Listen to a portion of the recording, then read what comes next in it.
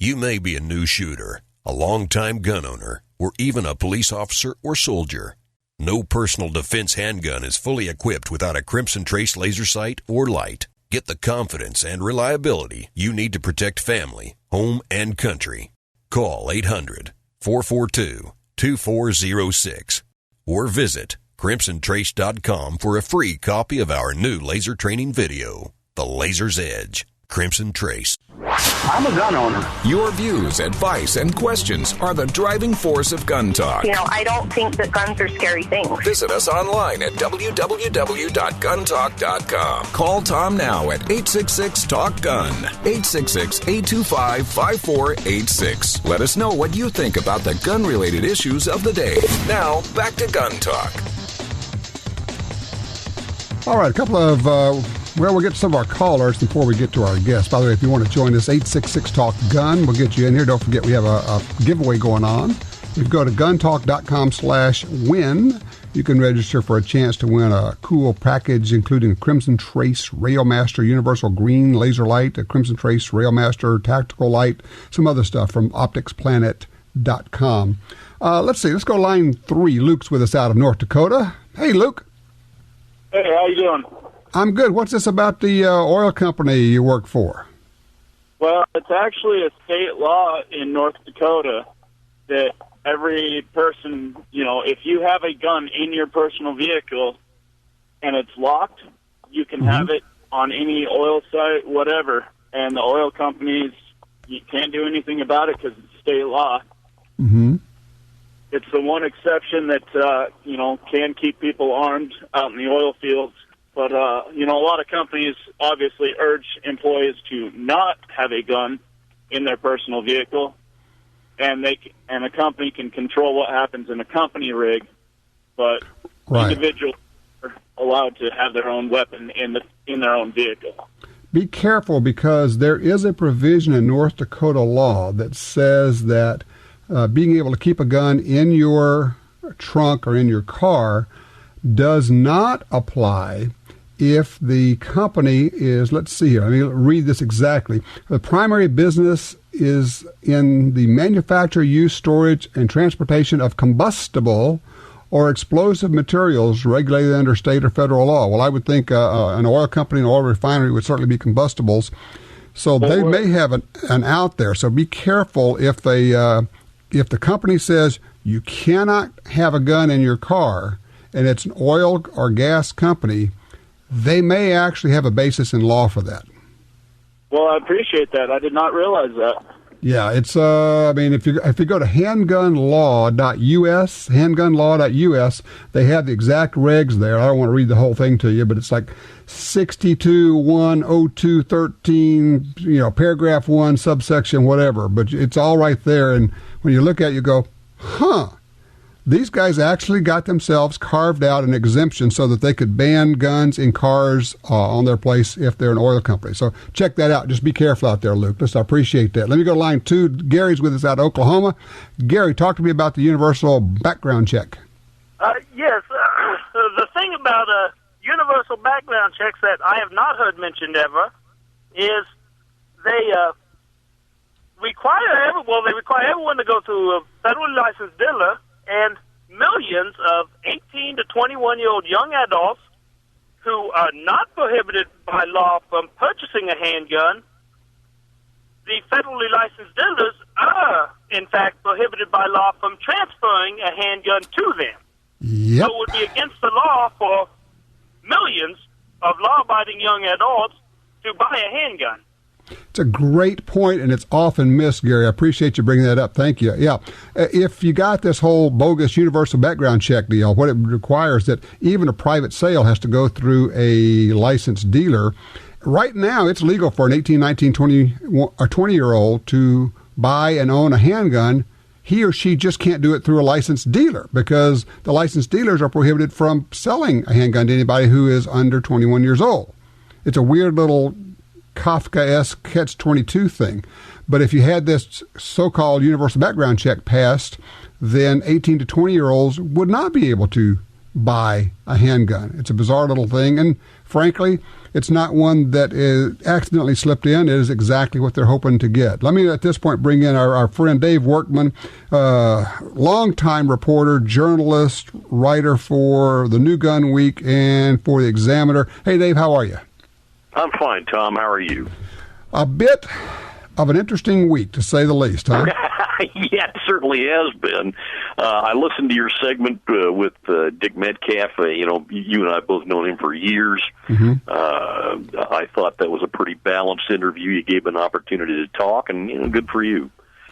Well, and look, I mean, for anybody that's not clear on this, Dick, has been writing about guns for many years. He is an AR-15 guy. He is a handgun guy. He is a gun guy.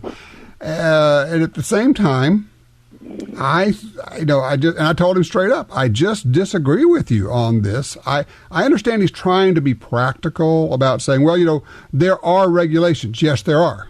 I think they're all wrong and misplaced and unjustified. I understand we're not going to get rid of all the gun laws. I mean, I get that. But from the standpoint of somebody who has covered the media and guns, either gun media and then the general media covering guns, as you look at this whole thing, kind of what has been your reaction as the story evolved through the week?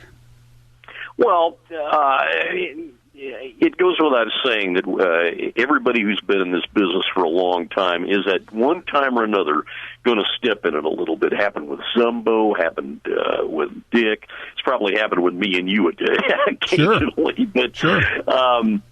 I think that some people may have overreacted to him. Some people reacted quite properly to him. I wrote about it.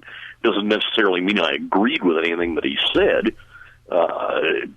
He was looking at it, I think, from the perspective of a guy who's from Illinois, and only until recently they didn't have any kind of concealed carry law, and even now the darn thing isn't active. But I come from the West, and out here, people carry firearms all the time. I grew up in Washington State. There are more than 446,000 people who have active concealed pistol licenses out here. We've had concealed carry since 1935 in this state. And we were one of the pioneering states with a licensing system, which, when it was created, people used to carry guns openly all the time, and the license said, hey, you can carry this concealed, and I think the reasoning behind it at the time was that only scoundrels and no-goodniks would hide their firearm, when honest people would carry one out in the open. Society changed a little bit. Right. And people wanted to still carry their handguns, which is what I do every day. And in order to legally carry the thing concealed, you get this piece of paper that, if you get stopped by a cop, you hand him the piece of paper, and he says, oh, well, gee whiz, you're legal to carry, so go on your way and have a nice day. Right, exactly. Hey, Dave, hold on a second here. I can take a quick break. We'll sell a little soap, come back. Actually, we're going to sell some guns and ammo, which is a good thing to do. We're talking with Dave Workman, and we're looking for your comments. Seth, don't go anywhere. We're going to get to you. 866-TALK-GUN will get you in here. 866-825-5486.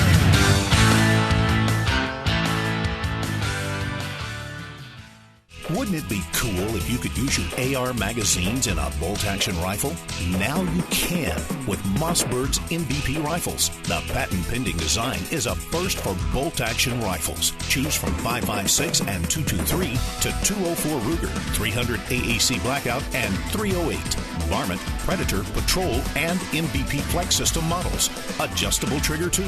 AR mags in a bolt rifle. The Mossberg MVP. See more at mossberg.com.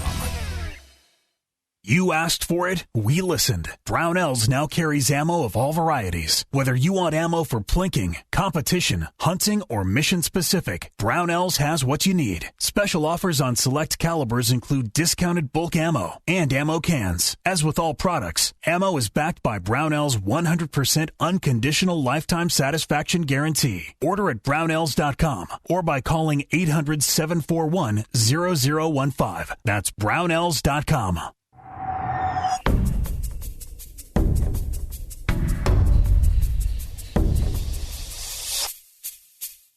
The Smith & Wesson Bodyguards. Carry more comfortably, walk more confidently. When it comes to personal protection, nothing beats a Bodyguard. Choose the lightweight, compact, and concealable Bodyguard 380 pistol or the Bodyguard 38 revolver, both with a built-in laser sight. The Smith & Wesson Bodyguards. Carry more comfortably, walk more confidently. So you want to shoot clay targets, maybe some skeet or trap? Sure, but ammo's hard to find. So load your own ammo, as generations have done with mech reloaders. Save money and discover a fun hobby. It's simple, and you can customize loads for different kinds of shooting. Always have ammo on hand. Stock up when there's nothing in the stores. Get started now. Visit mechreloaders.com. That's mecreloaders.com.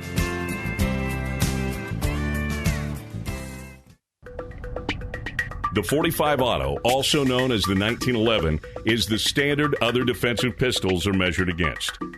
No matter what pistol you carry, techniques developed around the 1911 are vital.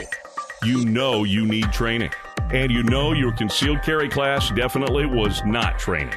Now Gun Talk presents an exciting DVD, Fighting with the 1911 with Tiger McKee. Tiger's unique training style will have you drawing, moving, shooting, and running your gun better, no matter what style pistol you prefer. At ShopGunTalk.com, you can order our DVDs of Tiger's instruction. ShopGunTalk.com also has a 2-DVD set, including Concealed Carry 1. Get both for the information you know you need. This really is life and death. ShopGunTalk.com has DVDs, books, and other essential gear. ShopGunTalk.com. That's ShopGunTalk.com. In today's climate, you always need to be ready. Nothing will make you a more accurate or confident shooter than Crimson Trace laser sighting systems. Get the immediate, decisive advantage of the world's only grip-integrated laser sights. Shoot better. Stay safer. Call 800-442-2406 or visit crimsontrace.com for a free copy of our new laser training video, The Laser's Edge. Gun Talk would like to say thanks to our longtime loyal listeners who put their trust in us every week and depend on us to answer your questions and keep you informed. Now, Tom Gresham's Gun Talk continues. All right, welcome back. We're talking with Dave Workman from the Examiner, the Seattle Examiner. And Dave, how do they read your writings online? What's the best way to go? They go to the Seattle Gun Rights Examiner.com, or just look it up on Google, Seattle Gun Rights Examiner. Okay, and obviously you're not writing just about Seattle. You're writing about gun rights. Oh, you betcha. And I try to localize the stuff as much as I can because it kind of goes with the title of the column. But I've written, as you know, I wrote about Fast and Furious for more than 2 years. And I just paid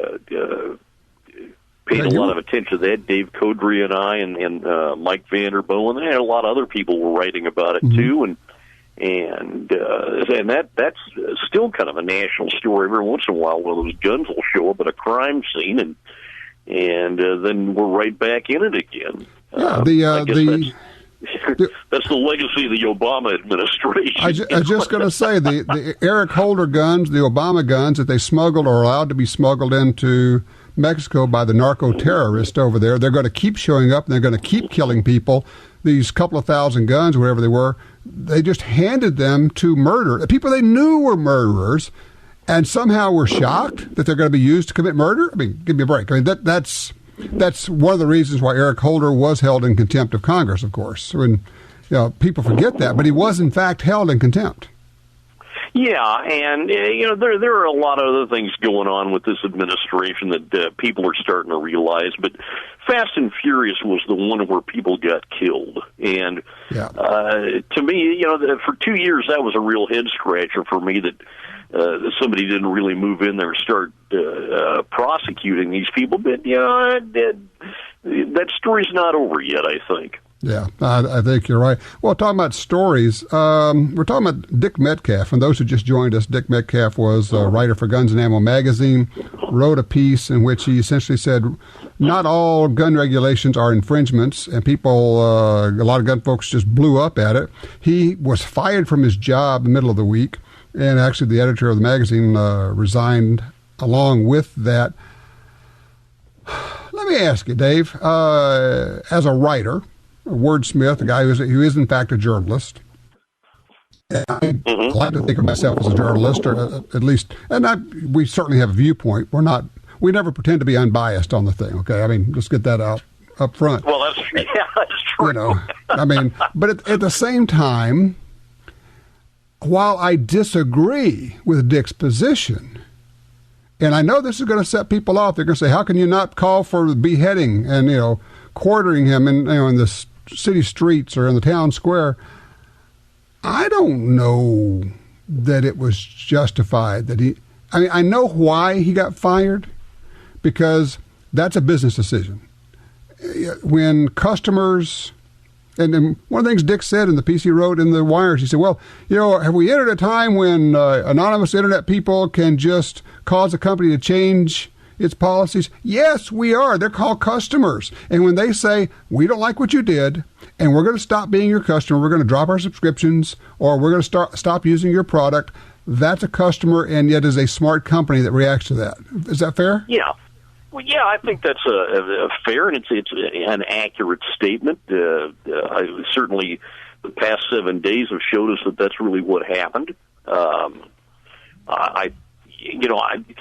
can't defend really what he said. You and I can defend until we're blue in the face his right to say it. Right. But that's two different things here, and. It's like the AR-15 controversy. Sometimes people will say, "Gee whiz, we ought to ban the AR-15," and that's kind of silly. Right, since it's the most popular gun being made. AR-15s, I don't care if the guy next door has a house full of them, because he's not bothering anybody with them. Right. I'm more of a bolt action guy, and I'm actually fascinated by muzzle loaders. I guess it's one of those things where we each have our tastes. Is probably why I don't drive a sports car and I have a 4-wheel drive truck. But to suggest that something be banned, or that we throw a particular type of firearm under the bus, that's not silly. Simply, that's given into the other side, and it's been pretty well established. And you just said it here a little while ago. We can't give ground on this because the other side will take ground, and they won't be satisfied. They're going to come after everything we've got. Well, of course, I also look at the difference. I mean, and Dick is saying, look, he's standing by what he said, and okay, I got it. I appreciate it. I can understand that. On the other hand, Zumbo basically made some statements completely out of ignorance. He didn't know a darn thing about ARs when he spouted off about them, got handed his head, came around, went out and learned about them, became an AR-15 guy, and actually, in one of those very weird unintended consequences things, I think Zumbo ended up educating millions of hunters about ARs and getting them to actually take a look at them, and probably got a gazillion ARs into the field in the hands of hunters. Well, yeah, and Jim and I talked about that a few times, and we also talked about the gun rights thing. And I'll tell you right now, Zumbo is probably the last guy on this planet I'd want to get into an argument about gun rights with, because he's done the homework, and I think Jim probably as well or better than I do. When he takes a position on something and he's got the facts on his side, he's pretty formidable in a debate. Yeah, he's a bulldog, and he is a bulldog on gun rights. It's been an interesting, and a lot of people don't know that about him, and I wish I could get that information out, but that's still a little bit difficult. Let me switch back now. Sure. You're as you look at the media coverage, Brady campaign has picked up the Metcalf story. Slate, I think Politico did, CNN, Fox, New York Times. And essentially what they mostly are saying is, well, here's a guy who was trying to be reasonable, and clearly there's no room for reasonableness in the gun world. What a shame. And what they are, the message they're carrying is, see you can't work with these people, so we just have to do what we have to do, and they can't really be a part of the conversation. That's where I say I think that piece hurt us. Well, yeah, and he did, but at the same time, bear in mind that some of our own people get us into a fix like that too by saying things, perhaps they don't mean, but they can click on an internet message that's signed 44 Magnum or some handle. Everything I put on the internet is under my name. And, you do it too. Zumbo, I think he does it. Metcalf certainly did it. And the other side is pretty masterful at using that stuff. They pick through that stuff. They find the most goofy, maybe extreme comments, and then they say, oh, this is an example of what the gun community is like. And, that's nonsense. I know people, really good people, decent people, and there's millions of them out there that own firearms. They're very well educated. They have families. They pay their taxes. They hold down jobs. Sometimes they hold down 2 jobs. They are the most responsible people in the world. Sure, of course. And they don't deserve to be painted into that corner. And that's what the other side does. They try to paint us all into a corner where we're extremists and crazy people. And of course, they pull out the race card now and then. And it's just, this is a fight of demonization. And we all need to realize that they want to demonize us because that's the easiest way to promote social bigotry against a whole class of people. And the class of people I'm talking about is firearms owners. 100 million of us. Left alone. Yeah, 100 million of us, and you're right, it is bigotry. Dave, listen, I got to scoot. I appreciate your time. Again, it's the Seattle Gun Rights Examiner. If you just do a little internet search, you'll find Dave right there. His writings are very worthwhile. Thank you, my friend. Well, you're certainly welcome, and happy Veterans Day to everybody who served. Thank you very much. Absolutely, and thank you for what you've been doing. If you take a group of 100 million people and you draw a caricature of them and make them look bad based on what maybe 0.1% of them do, why is that not bigotry? It isn't everything else. But boy, they sure hate to be called bigots, don't they? We'll have more coming up. One of Talker Magazine's 100 most important radio talk show hosts in America. You're listening to Gun Talk, heard every week at this time on great radio stations across America. Stay tuned. Gun Talk is coming right back.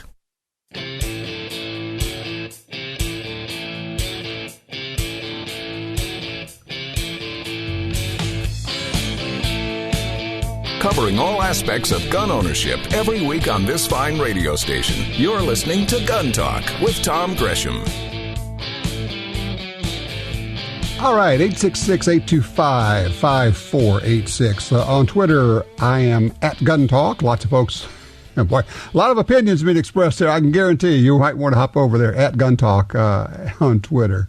866-TALK-GUN will get you in there. David Codrea is the Gun Rights Examiner. He has been writing about guns, gun rights for some period of time.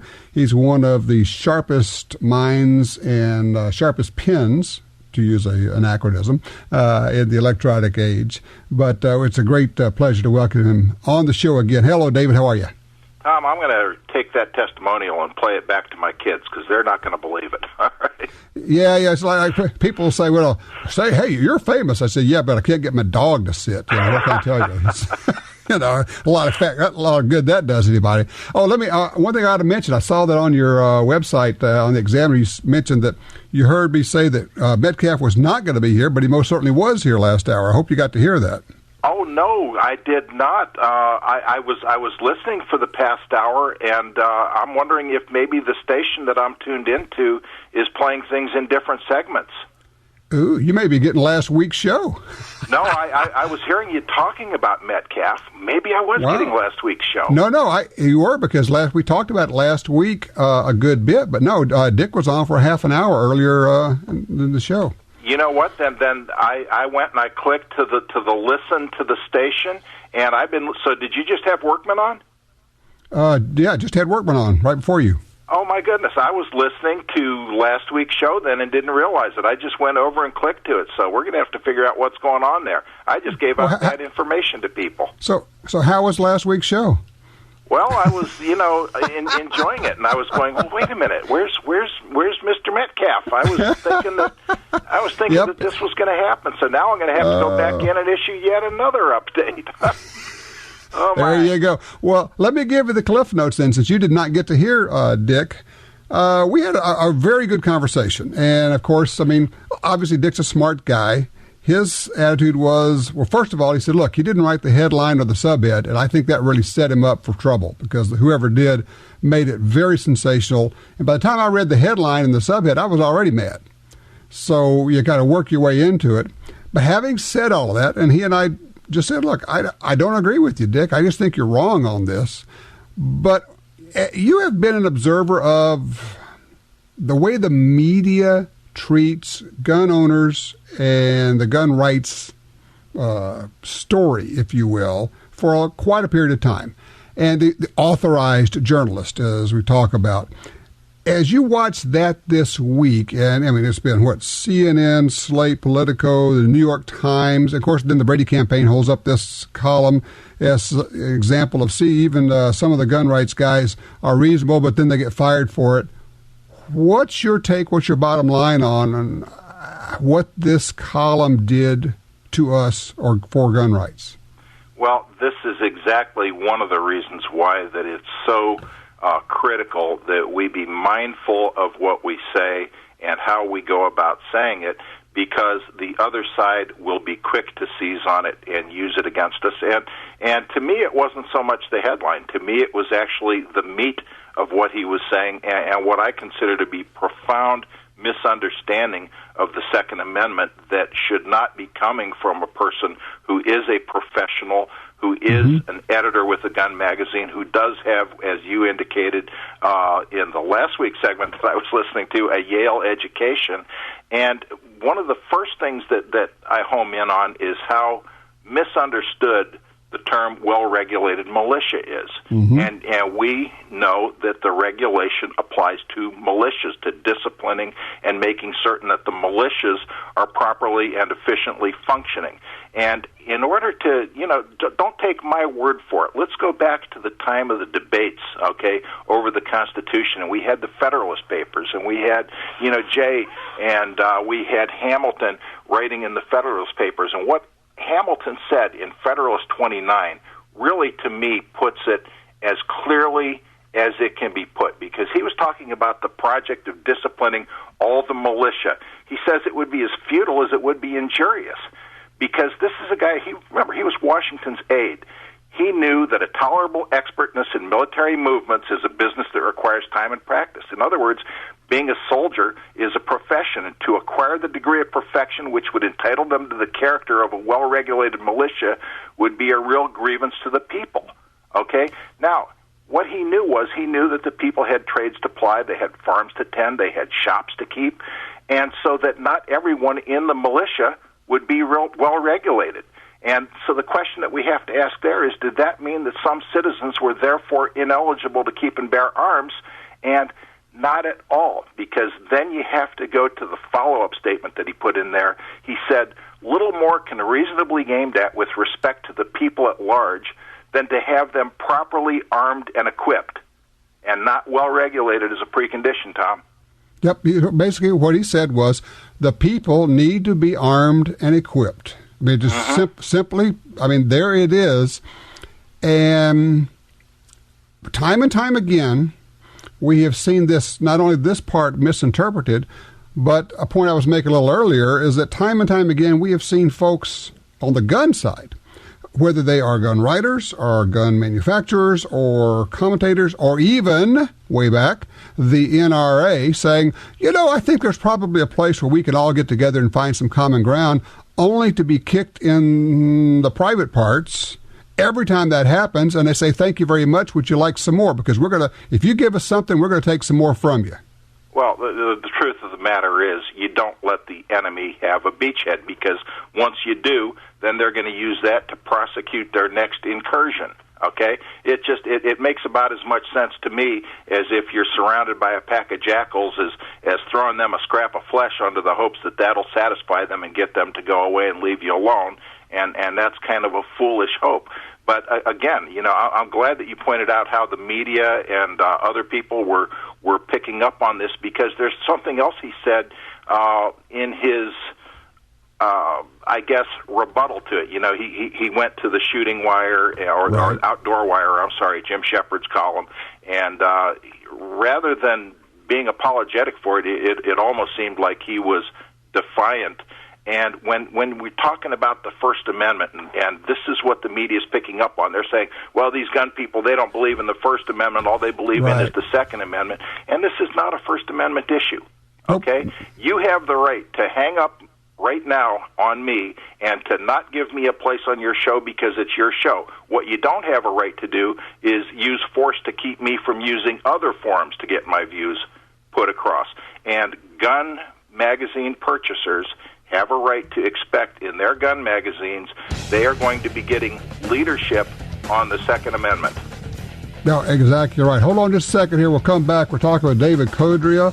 You can check it out, David Codrea at CODREA.com, and read all about it. Be right back with more Gun Talk.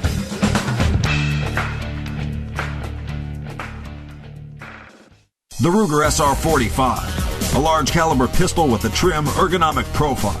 Like the popular Ruger SR9 and SR40, the SR45 is perfectly sized to be comfortable and controllable with a slim, ergonomic grip and narrow slide. It features an adjustable 3-dot sight system, Ruger's unique reversible back strap, an ambidextrous manual safety and magazine release, and built-in Picatinny rail.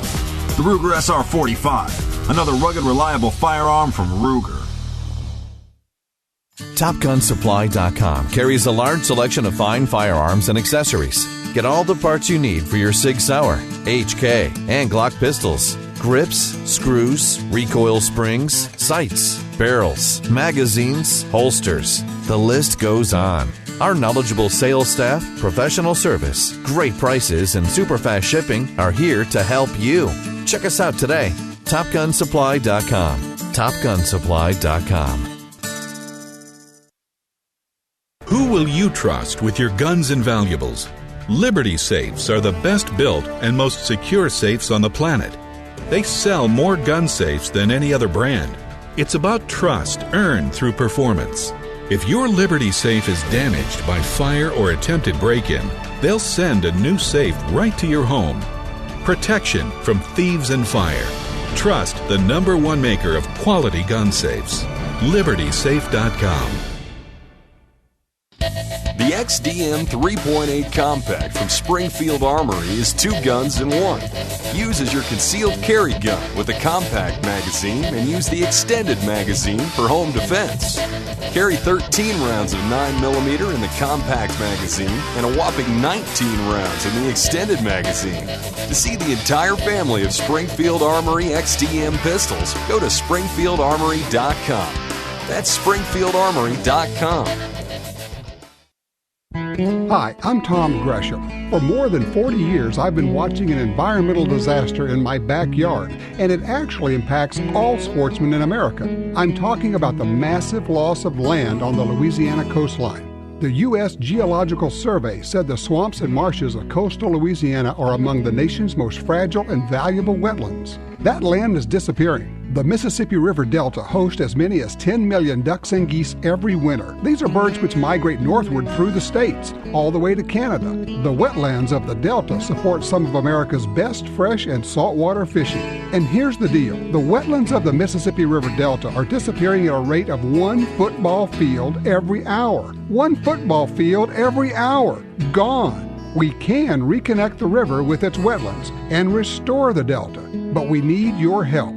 Please visit vanishingparadise.org. That's vanishingparadise.org. Be a more accurate and confident shooter. Get a Crimson Trace laser and light. If you're holding it, you're aiming it. That's called instinctive activation. Crimson Trace invented it. Get the best deal on Crimson Trace lasers and lights at OpticsPlanet.com. Optics Planet carries thousands of rifle scopes, red dot sights, holsters, safes, knives, apparel, and the full line of Crimson Trace lasers and lights at OpticsPlanet.com. Now broadcasting nationwide on radio, via satellite, and through downloads, iTunes, the Gun Talk app, and other podcast clients. You're listening to Gun Talk with Tom Gresham. All right, back with you here. We're talking with David Codrea. And Dave, I saw your post or tweet on Twitter, and I just added to it. Believe it or not, we already have the Metcalf interview up on our website. So if you go to guntalk.libsyn.com, I just put the link to that on Twitter. Folks can go and listen to it right now if you happen to miss it. So we've got it there. David, as I say, as an observer of all this, when you look at this whole thing, I am of like several different minds on this. On the one hand, I think actually it's a shame that a guy got fired over this, because you would think, wouldn't it be nice if we could have this conversation? And you and I could have the conversation in private, or we could have a conversation around a campfire, but maybe we just cannot have that conversation in public. Well, I guess in this case it wasn't so much a conversation as no, it certainly wasn't. Almost like a sermon. If we had this conversation, we could have a lively and vigorous debate and discussion, and I don't think it would raise anywhere near the acrimony that this one did. And my first take on this, Tom, and if you saw my first column on this, I brought up the Jim Zumbo, problem that surfaced several years back. And then I went on to say how you and Ted Nugent had played a role in basically helping bring him back into the fold, and how he has since used his voice, to good effect. What I'm finding with the people who read my stuff, and of course, I go for more of a red meat readership, I guess. True, yeah, you do. I'm finding that people are very unforgiving, and of course, the thing about forgiveness is that it has to be genuinely sought, and then penitence has to happen, and restitution has to happen. And at that point, I go back to the Lord's Prayer, forgive us our debts as we forgive our debtors, or trespasses, or whichever way people, say it, and kind of figure, look, if I wrong you, Tom, and I'm sincerely sorry for it, and I try my best to make up for it, I'm hopeful that I will earn your forgiveness, and I may not necessarily merit your trust, but, until I prove myself, but I would hope that I could merit that. I'm not seeing that Metcalf, from his follow-up column in Outdoor Wire, thinks that he did anything particularly wrong, as he continues to bring up, this business about the First Amendment, and continues to bring up things about his credentials, and it just almost seems like he's saying we can't have freedom of speech, we can't have a debate, and then goes on to list several questions. Well, do you think this should happen or this should happen, as if to justify the case? So I'm not getting to where, in his head, he agrees with the people who disagree with him. I agree. In fact, he's got this comment on his rebuttal where he says, do voices from cyberspace now control how and why business decisions are made? And I'm thinking, yeah, they're called customers. And when they are the ones who say, I'm dropping my subscription, or I'm not going to do business with your company, those are customers. And yes, a smart company does react to its customers. Yeah, and here's the other thing. I consider his column and his follow-up, and of course, I don't have the history with him that you do, and I understand that you're friends with him, and I don't mean to, sit here and cause any kind of, emotional reaction based on friendships and personal loyalties and things like that, but I consider that column to be editorial malpractice, because of the profound misunderstanding of what the Second Amendment is about. I don't disagree. I don't disagree with you at all on that one. I think we are exactly in the same place. I think he's got a profound misunderstanding, and then proceeded to lecture us on it, almost like a college professor. David, I'm out of time. I got to run. Tell them again how they can read what you're writing. DavidCodrea.com is the best way to do it. Thank you, Tom. All right, appreciate that. David Codrea, CODREA.com. Open lines, 866-TALK-GUN. What's your take on this? Should the man have been fired? Gun Talk stands for safety, personal responsibility, and common courtesy. To be a part of the show, call 1-TOM-TALK-GUN. Gun Talk will be right back.